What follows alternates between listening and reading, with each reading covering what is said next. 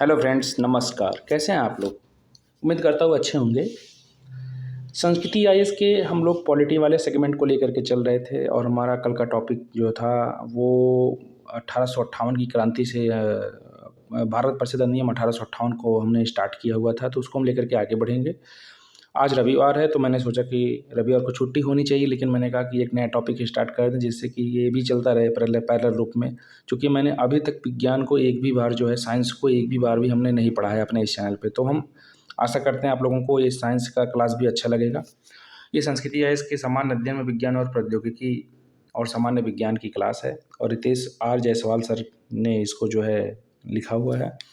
आपको पता होगा कि सामान्य विज्ञान जो होता है ये नियम और कानूनों की वैज्ञानिक परिदृश्य को बतलाता है, जबकि विज्ञान और प्रौद्योगिकी जो होता है वो विज्ञान को अपने मानव जीवन में किस प्रकार से आप उसका प्रयोग कर रहे हैं उसके लिए आपको बतलाता है। तो चलिए शुरू करते हैं। ये है, तो कोई यहाँ पर देखें सिलेबस वगैरह नहीं दिया गया है, सीधा सीधा आप टॉपिक पर आ जाइए।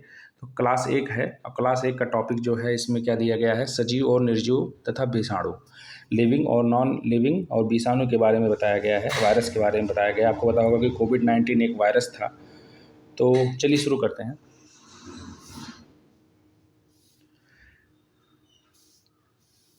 देखिए, इस इकाई का अध्ययन करने के उपरांत सजीव, निर्जीव एवं विषाणु तथा उससे संबंधित विभिन्न पहलुओं को पर हमकी समझ विकसित होगी।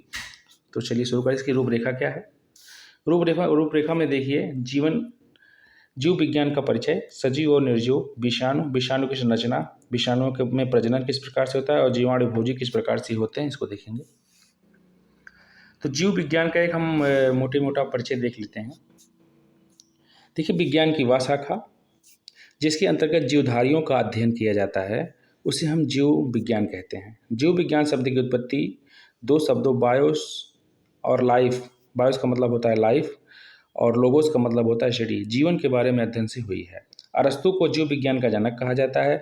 उन्होंने इसे विज्ञान के रूप में स्थापित करने में महत्वपूर्ण भूमिका निभाई थी।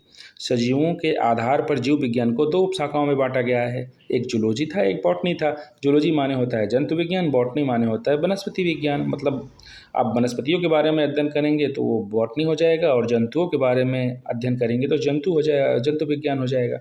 अब जंतु में मानव भी आता है, सभी प्रकार के जो होते हैं वो एनिमल्स भी आते हैं। ज्ञातव्य है कि थियोफ्रेस्टस को वनस्पति विज्ञान का जनक बोला जाता है, जबकि अरस्तु जीव विज्ञान के जनक बोले जाते हैं। माना जाता है कि भारत के परिप्रेक्ष्य में विलियम रॉसबर्ग को भारतीय वनस्पति विज्ञान का जनक बोला जाता है। तो ये आप इसको याद करिए, विलियम रॉम्सबर्ग को भारतीय वनस्पति विज्ञान का जनक बोला जाता है भारत के परिप्रेक्ष्य में। सजीव और निर्जीव, living and non living organism क्या है, इसको देखते हैं। हम अपने चारों ओर के वातावरण में अनेक प्रकार के वस्तुओं को देखते हैं। उनमें से कुछ वस्तु जैसे कि सजीव होती हैं तो कुछ निर्जीव होती हैं, जैसे पेड़ पौधे, कुत्ता बिल्ली, बेंच, मिट्टी, पहाड़, पानी, फूल, चट्टान, खनिज आदि। ये सभी वस्तुएं मिलाकर एक पारिस्थितिकी तंत्र का निर्माण करती हैं, इकोसिस्टम का निर्माण करती हैं। पारिस्थितिकी तंत्र में दो प्रकार के पदार्थ पाए जाते हैं, एक होता है सजीव और एक होता है निर्जीव। तो सजीव पदार्थ क्या होते हैं? सजीव पदार्थों में जीवन होता है, साथ ही जीवन को बनाए रखने वाली प्रक्रियाएं भी होती हैं।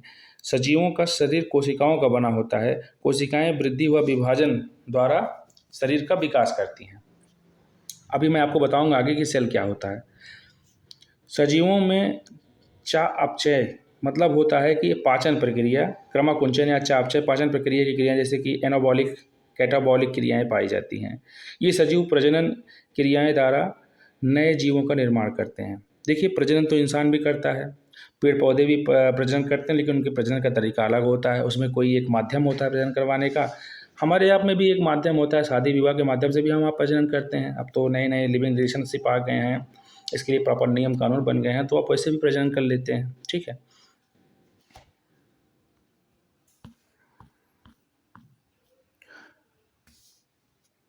सजीव पदार्थों का और मेटाबॉलिक एनाबॉलिक आगे आपको मैं समझाऊंगा। जैसे आप कोई चीज़ खा रहे हैं, भोजन कर रहे हैं, तो आपको मेटाबॉलिक एक्टिविटी में आपको क्रमाकुंचन मतलब आप कोई चीज़ जब अंदर आप मुंह में डालते हैं तो वो ऐसे ऐसे करके अंदर जाता है।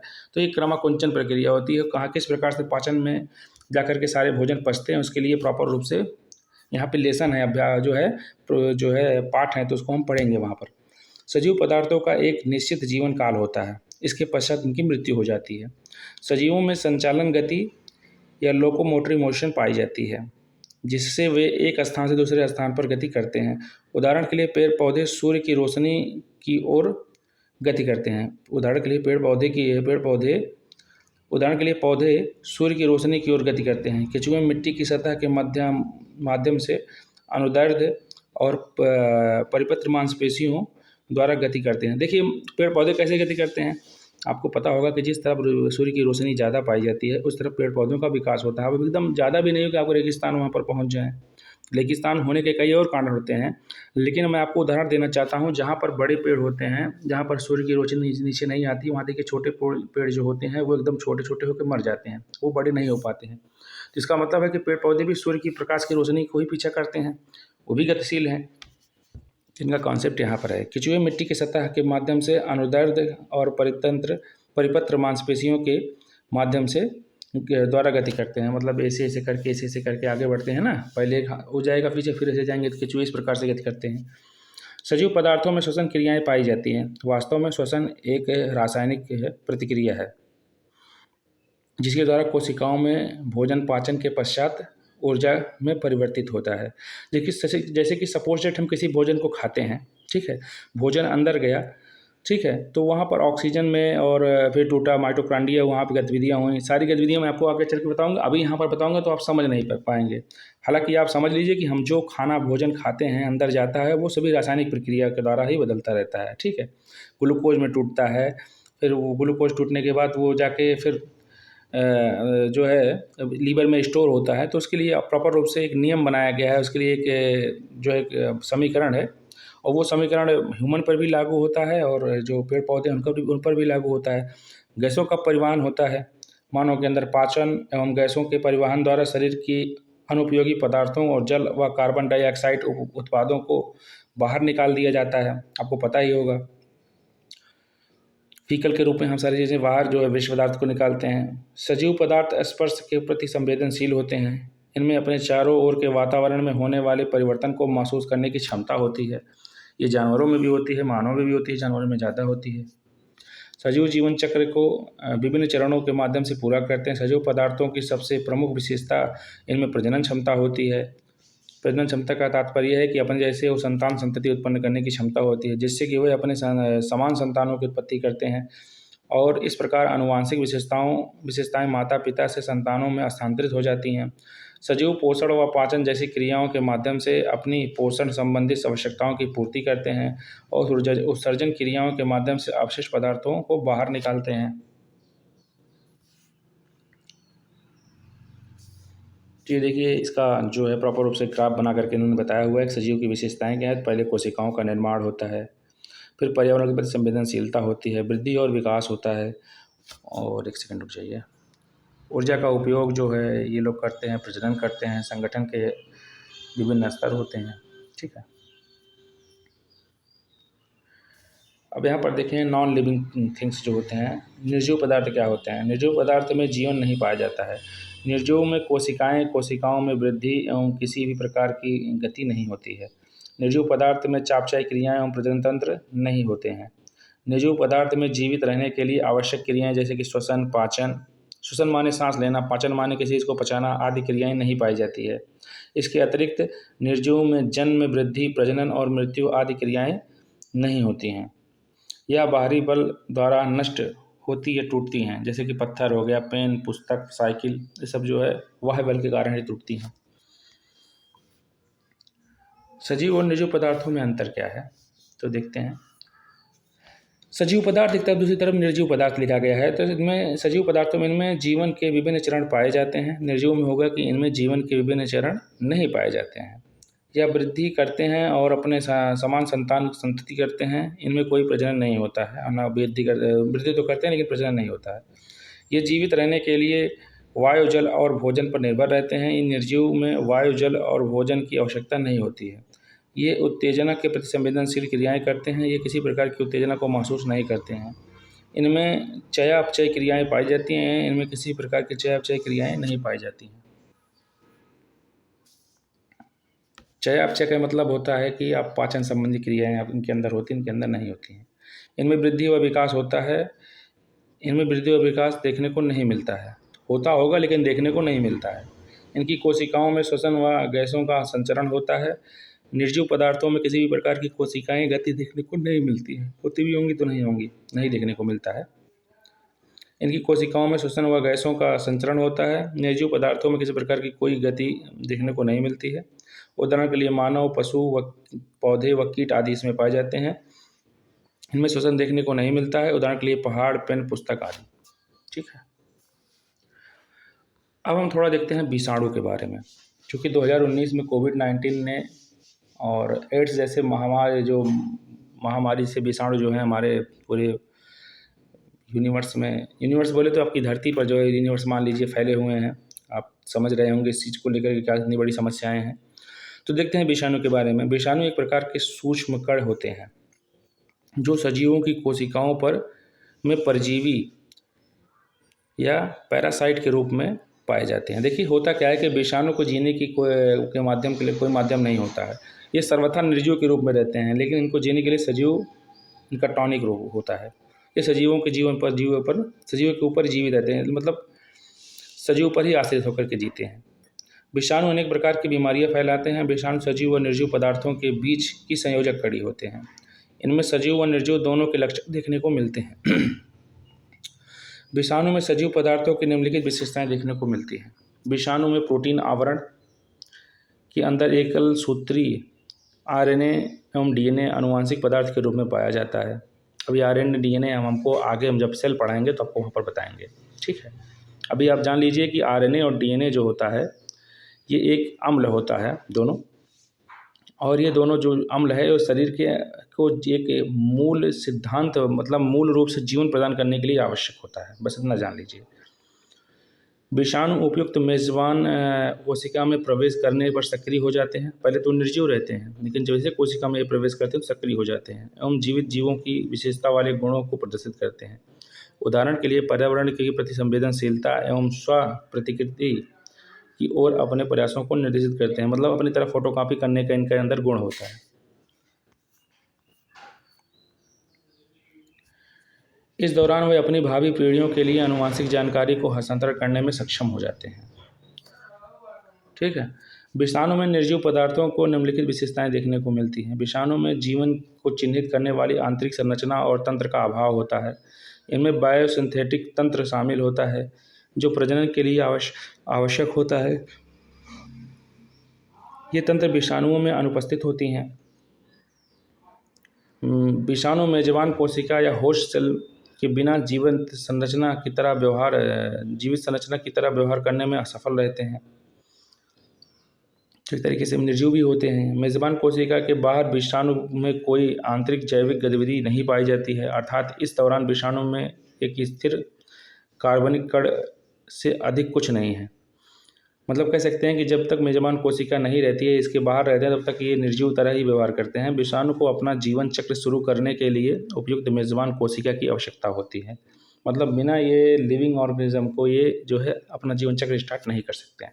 होता क्या है कि जब हमारे शरीर में प्रवेश करते हैं तो ये सीधा सीधा जो है सजीव की तरह बर्ताव करने लगते हैं। जो निष्क्रिय रूप में रहते थे वो एक जो सजीव हो जाते हैं, वो आपके शरीर को के कोशिकाओं पर जीवन जीने शुरू कर देते हैं, फिर आपकी अपना ही फोटोकॉपी बनाना स्टार्ट कर देते हैं। देखिए वायरॉइड सबसे छोटे संक्रामक रोगजनक के रूप में जाने जाते हैं। वायरॉइड अति सूक्ष्म आरएनए के कण होते हैं। आरएनए का मतलब होता है राइबोस न्यूक्लिक एसिड। ठीक है।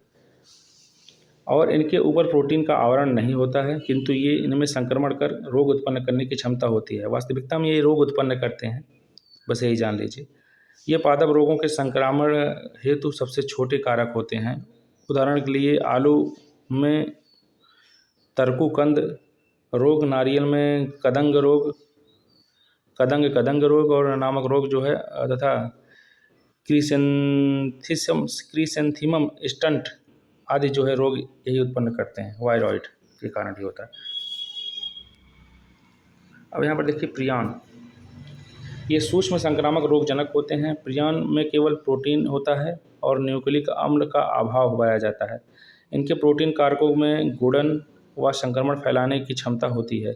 इसकी खोज स्टैनले प्रशीनर ने की थी। प्रियन के कारण भेड़ों में स्क्रेपी रोग होता है। ब्रिटेन में गायों के पागल हो जाने के पीछे यही जिम्मेदार होते हैं। ठीक है, गाय भी पागल हो जाती हैं ब्रिटेन वगैरह में, तो देखिए हमारे यहाँ तो भी पागल होती हैं, लेकिन हमने कभी देखा नहीं है, होती होंगी। विषाणु की संरचना के मुख्य रूप से 3 भाग होते हैं: प्रोटीन कैस्पिड, न्यूक्लिक अम्ल और आवरण। देखिए विषाणु की संरचना है।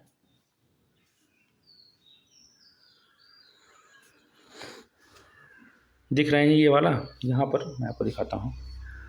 ये है विषाणु का डीएनए जो दिख रहा है कुंडली के रूप में। ठीक है, ये है विषाणु का डीएनए, और ये वाला जो बाहर इसका आवरण है ये है नाभिकीय अम्ल। इसके अंदर जो सब सारी चीज़ें देख रहे हैं, नाभिकीय अम्ल है। और उसके बाद ये ऊपर वाला जो आप देख रहे हैं चारों तरफ ये चौखंडा बना हुआ है, ये विषाणु की प्रोटीन है, सॉरी प्रोटीन परत है। ठीक है, ये इन्फ्लुएंजा वायरस है और इसी को दिखाया गया है।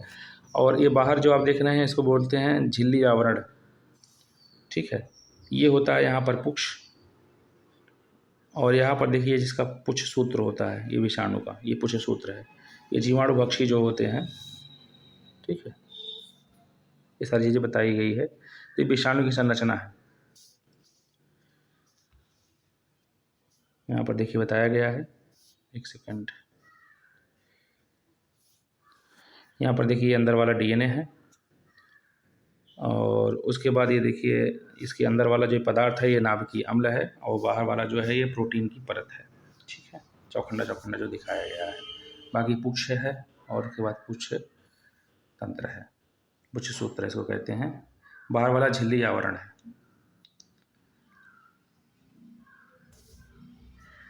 प्रत्येक विषाणु के चारों ओर प्रोटीन का बना एक खोल आवरण होता है।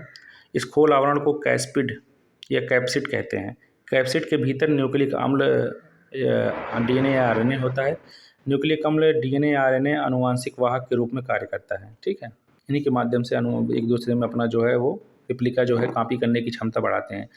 जंतु वायरस में न्यूक्लिक अम्ल डीएनए और पादप विषाणु में न्यूक्लिक अम्ल आरएनए होता है। जो जंतुओं और वायरस में न्यूक्लिक अम्ल होता है वो डीएनए है, जबकि पादप में न्यूक्लिक अम्ल जो है आरएनए है। विषाणु में प्रजनन, रिप्रोडक्शन ऑफ वायरस।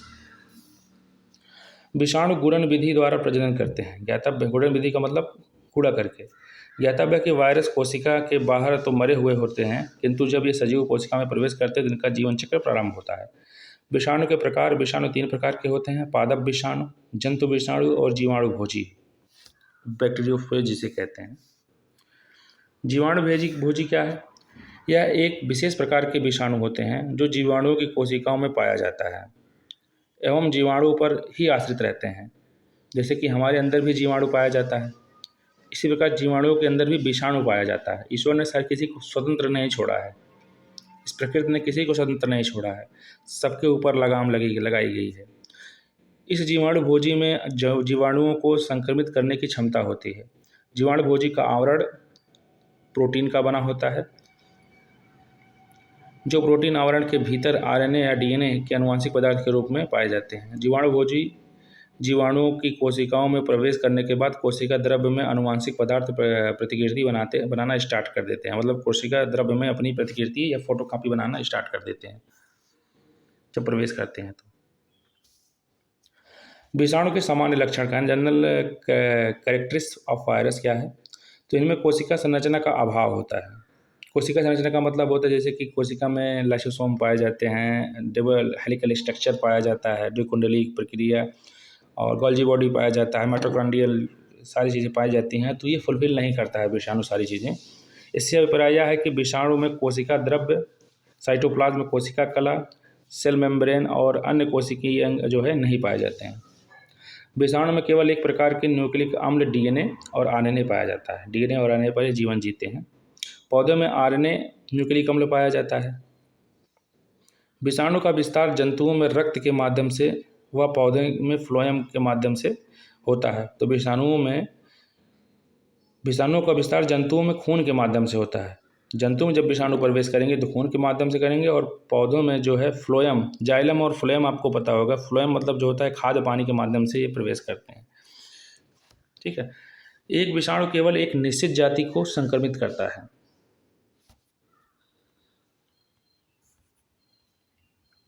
अब विषाणुओं में सजीव एवं निर्जीवों के गुण। देखिए, सजीवों में विषाणु के क्या गुण हैं, तो आरएनए एवं डीएनए की उपस्थिति होती है। निर्जीवों में कोशिका का अभाव हो जाता है। परजीविता और आनुवांशिकता इसमें पाई जाती है। जीवित कोशिका के बाहर प्रजनन में एवं वृद्धि क्षमता नहीं हो पाती है विषाणुओं में, लेकिन अंदर जाएंगे तो हो जाएगा निर्जीवों में। संरचनात्मक विविधता पाई जाती है जी, सब इसमें घुसेंगे सजीवों में, क्योंकि कोशिका द्रव्य की अनुपस्थिति होना इसमें दिखाता है, साइटोप्लाज्म में नहीं पाया जाता है। संवेदनशील और उत्परिवर्तनशीलता होना इसमें दिखाता है जब विषाणु इसमें प्रवेश करते हैं सजीवों में। निर्जीवों में कोशिका द्रव्य और साइटोप्लाज्म में नहीं पाया जाता है, वही चीज़ दिखाया गया है। और बीमारी फैलाना सजीवों में विषाणु द्वारा किया जाता है। पोषण और उपापचयन या चयापचयन क्रिया को अभाव करता है, मतलब इसमें कोई चयापचयन प्रक्रिया को प्रभावित कर अभाव दिखाता है, उसमें कोई प्रकार के उसमें ख़त्म कर देता है। विषाणुओं से लाभ क्या है? Advantage of virus. इसमें सजीवों एवं निर्जीवों दोनों के लक्षण पाए जाते हैं। इसके कारण इसका उपयोग जैव विकास का अध्ययन करने समझने में किया जा सकता है। पानी को खराब होने से बचाया जा सकता है, जैसे कि जीवाणु भोजी पानी को सड़ने से रोकते हैं। ये नील हरित शैवालों की सफाई करने में सहायक होते हैं, ब्लू ग्रीन एल्गी को सफाई करने में सहायक होते हैं। विषाणुओं से हानि क्या है, ड्रॉबैक्स क्या है इसके? तो विषाणु पौधे, जंतुओं एवं मनुष्यों में अनेक प्रकार के रोग फैलाते हैं। अब देखिए, फसल और विषाणुओं के कारण होने वाले रोग। टमाटर में पत्तियों की ऐंठन के रोग फैलाते हैं। नींबू में नाड़ी का उत्तक क्षयन करते हैं। बादाम में रेखा पैटर्न करते हैं। सरसों में मोजेक जो है फैलाते हैं। तिल में फिलोडी जो है एक समस्या बीमारी को फैलाते हैं। चुकंदर में ऐंठा हुआ सिरोभाग जो है करते हैं। भिंडी में पीली नाड़ी मोजेक रोग उत्पन्न करते हैं। गन्ने में तृण समान प्रोहर रोग उत्पन्न करते हैं। पपीते में मोजेक उत्पन्न करते हैं। केला में भी मोजेक उत्पन्न करते हैं। ठीक है। अब पशुओं में कौन से रोग फैलाते हैं? तो गाय में हर्पीस रोग फैलाते हैं, और फिर गाय में ब्लू टोंग वायरस भी फैलाते हैं। गाय में फिर वेरियोला वैक्सीन लगाने पर जो है चेचक रोग जो होता है वो फैलाते हैं। भैंस में चेचक फैलाते हैं। चौपाया में ज्वर फैलाते हैं। चौपाया कुत्ता जो होता है उसमें रेबीज फैलाते हैं। गाय रेबीज होता है उसमें। गाय एवं भैंस में मुंह पका और खुरपका जो है, दो प्रकार के जो है रोग फैलाते हैं। गाय एवं भैंस में रीडर पेस्ट डिजीज़ जो है ये भी फैलाते हैं। मनुष्यों में कौन कौन से रोग फैलाते हैं? सबसे पहले acquired immuno deficiency syndrome AIDS से फैलाते हैं। अब मुझको इसको याद था, नाम बहुत पहले यार मार ओढ़ करके मैं रिटाया गया था, तो मैं इसको जो है हवाबाजी में बता दिया हूँ। गलसुहा या मम्स, ये पैरेटोलार ग्रंथियाँ जो है डिस्टर्ब करते हैं। एड्स जो है प्रतिरक्षी तंत्र को प्रभावित करते हैं, मतलब इम्यूनिटी सिस्टम को आपको डिस्टर्बेंस करेंगे। रेबीज जो है तंत्रिका तंत्र को प्रभावित करेंगे। हर्पीस श्लेष्मा झिल्ली को और त्वचा को डिस्टर्बेंस करेंगे। पोलियो तंत्रिका तंत्र को डिस्टर्ब करते हैं। इन्फ्लुएंजा श्वसन तंत्र को डिस्टर्ब करते हैं। खसरा संपूर्ण शरीर को डिस्टर्ब करते हैं। चेचक संपूर्ण शरीर को डिस्टर्ब करते हैं। मस्तिष्क रोग तंत्रिका तंत्र को डिस्टर्ब करते हैं, और रोहे नेत्र को डिस्टर्ब करते हैं। तो मनुष्य में ज़्यादा डिस्टर्बेंस होता है। देखिए यहाँ पर, एक सेकेंड। तो कल से हम देखेंगे विषाणु जनित रोग जो है, फिर हम उसको लेकर के आएंगे, तो आपको बताएंगे कैसा लगा आपको क्लास। आप बताइएगा, जो भी कमियां होंगी हम उसको सुधारने का प्रयास करेंगे। ठीक है, नमस्कार।